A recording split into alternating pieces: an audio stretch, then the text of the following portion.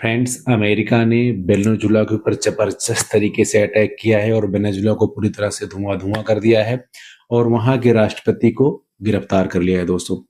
Geopolitical tension अपने चरम पर है। आइए जानते हैं इसका इम्पैक्ट मार्केट पे क्या पड़ेगा। कल जब सुबह मार्केट ओपन होगा तो किस तरह से रिएक्ट करेगा दोस्तों।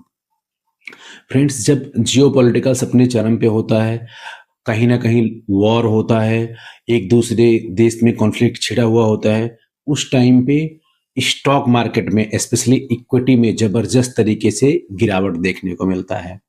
और जो सेफ इन्वेस्टमेंट हैं, गोल्ड, सिल्वर, इनमें ज़बरदस्त तरीके से तेज़ी देखने को मिलती है।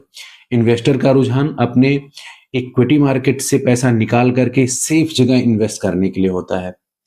तो जो सिल्वर और गोल्ड का प्राइस है, मंडे में ज़बरदस्त तरीके से उछाल देखने को मिल सकता है दोस्तों। हालाँकि मार्जिन बढ़ाया गया है, मार्जिन बढ़ाने की वजह से थोड़ा बहुत फ्लक्चुएशन दिखाई देता, लेकिन जो वेनेजुला के ऊपर यूएस ने अटैक कर दिया है, उसकी वजह से कहीं न कहीं तेज़ी बनी रहेगी दोस्तों। अब आइए जानते हैं कि जो ग्लोबली बयान आया है वो क्या है इसके बारे में।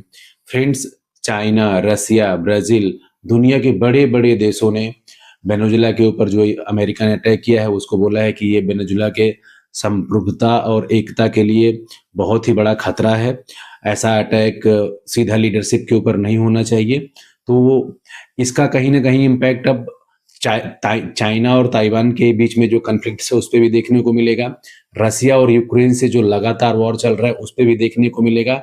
अब ये लड़ाइयाँ और भी ज़्यादा एस्केलेट हो जाएँगी, क्योंकि यूएस अभी भी अपने आप को बॉस समझता है और वो जहाँ उसका दिल करता है, जिस तरह से करता है, जैसे चाहता है उस तरह से ऑपरेशन इस तरह के वो करता रहता है। अब कहीं न कहीं चाइना ताइवान के ऊपर भी ज़बरदस्त तरीके से दबाव बनाएगा। रसिया यूक्रेन के ऊपर एस्केलेट कर सकता है।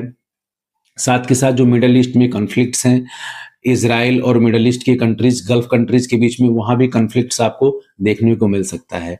तो जो ग्लोबल पॉलिटिकल टेंशन है, वॉर है, इसकी वजह से मेटल्स स्पेशली सिल्वर और गोल्ड के प्राइज़ों को सपोर्ट मिलेगा और आने वाले टाइम में स्पेशली 2026 में ये बुलिश बना रहेगा दोस्तों। तो जिस तरह से 2025 में सिल्वर और गोल्ड और अदर्स मेटल ने ज़बरदस्त तरीके से रिटर्न दिया है, उसी तरह से 2026 में जियोपॉलिटिकल टेंशन, अनसर्टेनिटी और वॉर की वजह से मुझे लगता है कहीं न कहीं ये सारा का सारा चीज़ें बना रहेगा दोस्तों। आपका इस पे क्या विचार है कि जो रेट कट है और मॉनेटरी पॉलिसी है, जियोपॉलिटिकल टेंशन है, वॉर है, ट्रेड वॉर है, टैरिफ है, इन सबको लेकर के आपका